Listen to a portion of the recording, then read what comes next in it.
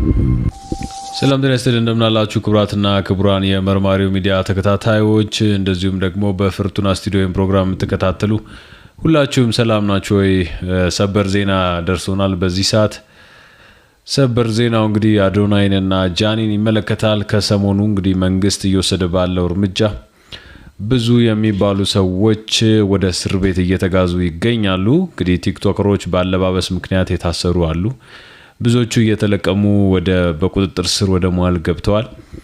በዚህ ሰዓት እንግዲህ እንደደረሰን መረጃ ከሆነ አዶናይና ጃኒ በቁጥጥር ስር ውለው ለጥያቄ ትፈልጋላችሁ ተብለው እንደተወሰዱ ሰምተናል። እንግዲህ በቲክቶክ ክሬቲቭ አዋርድ ከፍተኛ የሚባልን አድናቆት አግኝቶ በተለያዩ ሽልማቶችን ጠራርጎ የወሰደው ወጣቱ ቲክቶከር እና ተጽዕኖ ፈጣሪ አዶናይ በዛሬው ዕለት በቁጥጥር ስር ውሏል። ጃኒም አብራው እንደነበረችና በቁጥጥር ስር ውላ ፖሊስ ጣቢያ ጥያቄ ላይ እንደሚገኙ ተነግሯል። ሁለቱ እንግዲህ በተለይም አብረው የሚያሳልፏቸው ነገሮች እጅግ አነጋጋሪ ሆነው ነበረ። ከዛ በኋላ ግን በተለያዩ ጉዳዮች አንዴ ወደዚህ አንዴ ወደዛ ሲሉ የነበረበት ሁኔታ ነው ያለው። በእርግጥ ይህንን በምክንያት ለምርመራ እንደጠሯቸው የታወቀ ነገር ባይሆንም ምናልባት ከሰሞኑ እየተጠሩ ባሉበት የቲክቶክ ክሬቲቭ አዋርድ ላይ በታየው ያለባበስ እንደዚሁም ደግሞ ሌሎች ጉዳዮች ላይ በተገናኘ ሊሆን እንደሚችል ብዙዎቹ ገምተው ነው የሚገኘው ማለት ነው። እንግዲህ በሰዓት በፖሊስ ቁጥጥር ስር ሆነው ጉዳያቸው የታየ እንደሆነ ተነግሯል። እንግዲህ የ2018 የኢትዮጵያ ቲክቶክ ክሬቲቭ አዋርድስ አሸናፊ በፌዴራል ፖሊስ ቁጥጥር ስር ዋለ ሲል ይጀምራል ዜናው።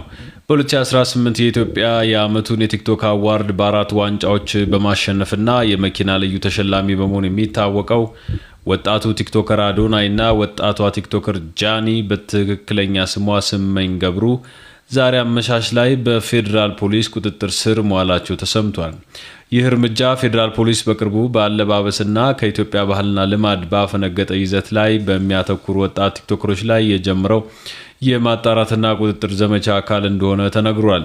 ከፍተኛ ተከታይ ያላቸውና ታዋቂ የሆኑ ቲክቶከሮች መያዛቸው በማህበራዊ ሚዲያ ላይ ከፍተኛ መነጋገሪያ እየሆነ መጥቷል። የፖሊስ እርምጃው በወጣቱ ትውልድ የማህበራዊ ሚዲያ አጠቃቀምና ይዘት ላይ ያነጣጠረ ነው ተብሎ እየተገመተ ነው በዚህ ሰዓት የሚገኘው። እንግዲህ ከዚህ ጋር ተያይዞ ጃኒና አዶናይ በዛሬው ዕለት በፖሊስ ቁጥጥር ስር ውለዋል። እንግዲህ ብዙዎቹ መነጋገሪያ ሆነው ቆይተው ነበረ። በተለይም ከሰሞኑ ጆን ዳንኤል ከእስር ተፈቶ ወደ ቤቱ እንደሚቀላቀል እየተጠበቀ ነበረ። ከዛ ባለፈ ደግሞ ሌላው ከዚህ ጉዳይ ጋር በተገናኘ ስሙ ሲነሳ የነበረው ሙሴ ሰለሞን በዛሬው ዕለት ተፈቶ የደስታ መልእክቱን ልኳል። ይህ የሆነ ባለበት በዚህ ሰዓት እንግዲህ ሌሎች ቲክቶከሮችም ወደ እስር ቤት እየገቡ ናቸው። በእርግጥ ከቲክቶክ ክሬቲቭ አዋርድ ጋር በተያያዘ የታዩ የአለባበስ ግድፈቶች፣ የሞራል ውድቀቶች እንደዚሁም ደግሞ ባህላችንን የጣሱ አለባበሶች ትልቅ ትኩረትን ስበው በተለይም ፐብሊኩ ህዝቡ በልዩ ስሜት እያበደ የነበረባቸው ጉዳዮች ናቸው። እነዚህን ነገሮች ለመፍታት መንግስት ያደረገው ጥረት ከፍተኛ ደረጃ አድናቆትን አስገኝቶለታል። ምክንያቱም እንደ ኢቫን ኢንድሪስ ያሉ ሴቶች ራቁታቸውን ጭምር እስከ መታየት የደፈሩበት ሀገር ሆኗል። እጅግ የሚያሳዝንና የሚሰቀጥጥ ጉዳይ ነው የነበረው። ስለዚህ በዛ ጉዳይ ህዝቡ በጣም ተማሮ አይ ምን አይነት ጊዜ ላይ ደረስን በሚልበት ሰዓት ኑ ብሎ እነሱን እስር ቤት ማስገባቱ አነጋጋሪ ሆኖ ነበረ። በእርግጥ የሚደገፍ ተግባር ሆኖ ተገኝቷል። ከዛ በኋላ ሌሎችም በአለባበስ ምክንያት ጥያቄ የተነሳባቸውን እየለቀመ ማሰር ጀምሯል። ይህንን እንግዲህ በተደጋጋሚ አንስተነዋል። ወንድ ሆነው የሴትን አለባበስ የለበሱ ወጣ ያለ አለባበስ የለበሱና እንደ ሀገራችን ባህል እንኳን መሆን ያልቻሉ ቲክቶከሮችን መንግስት ከያሉበት እያደነ እየያዘ ነው። ወደፊትም ይህ እርምጃው እንደሚቀጥል ተነግሯል። ቅን ልቦች በተለይም ቲክቶክ ላይቭ ላይ የሚተላለፉ ጉዳዮች ከዛሬ ጀምሮ እንዲቋረጡና መንግስት በተቻለ መጠን ላይቭ ላይ የሚደረጉ ጌሞችን ቁጥጥር እንዲያደርግ ልዩ ልዩ የሚባሉ ማመልከቻዎችን ለፌዴራል ፖሊስም አስገብቷል። ምናልባት እንግዲህ ከኢትዮጵያ ስነ ምግባር ባህልና ሚዲያውን ከመቆጣጠር አኳያ ወጣቶች ምን ማድረግ አለባቸው ምን ማድረግስ የለባቸውም የሚለውን ከማስረጽ አንጻር ይመስለናል እንግዲህ በዛሬው ዕለት ወጣቱ አዶናይና ጃኒ በቁጥጥር ስር ውለዋል። በሌላ አዲስ በተሰማ ዜና ደግሞ በዚህ ሰዓት አሻም ቴሌቪዥን መግለጫ አውጥቷል።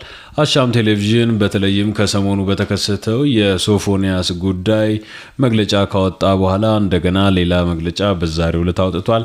በትላንትናው ዕለት ባወጣው መግለጫ ሶፎንያስን ከማንኛውም የሚዲያው ተግባራት እንዳገደና መግለጫውን በዛ መልኩ ትሪት እንዲደረግ ማድረጉን ተናግሯል። ከዛ በተረፈ ምላሽ እንዲሰጠው ጋዜጠኛ ሶፎንያስን አነጋግሮ ነገር ግን ምላሽ ማግኘት ባለመቻሉ ጋዜጠኛ ሶፎንያስን ማገዱን ተናግሯል። በዛሬው ዕለት ደግሞ ሌላ መግለጫ አውጥቷል። በዚህ መግለጫም ከአሻም ሚዲያ ትሬዲንግ አክሲዮን ማህበር የቦርድ አባላት የተሰጠ ይፋዊ መግለጫ ሲል ይቀጥላል።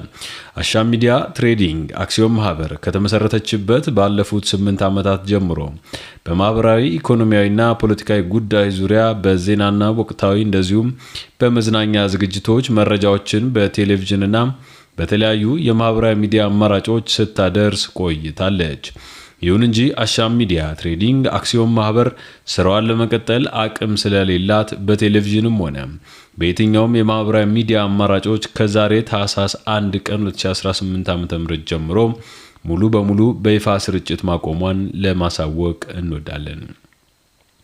ስለሆነም ከተጠቀሰው ጊዜ ጀምሮ የአሻም ሚዲያ መታወቂያን በመያዝ ወይም የሚዲያዋን ሎጎ በመጠቀም በየትኛውም ሁነት ወይም ኢቨንት በእቅድ ዜና ወይም ፕሮግራም በስልጠና መድረክ ቃለ መጠይቅና በመሰል ጉዳዮች ላይ የሚገኙ ወይም የሚሳተፉ ባለሙያዎች የሚዲያ ተቋሙን እንደማይወክሉ ለሁሉም የግልና መንግስታዊ ተቋማት እንደዚሁም ግለሰቦች ጭምር በትህትና ለማሳወቅ እንወዳለን።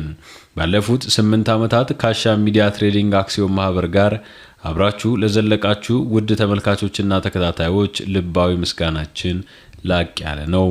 አሻም ለሁላችን ስትል መግለጫውን በዛሬው ዕለት አውጥታለች።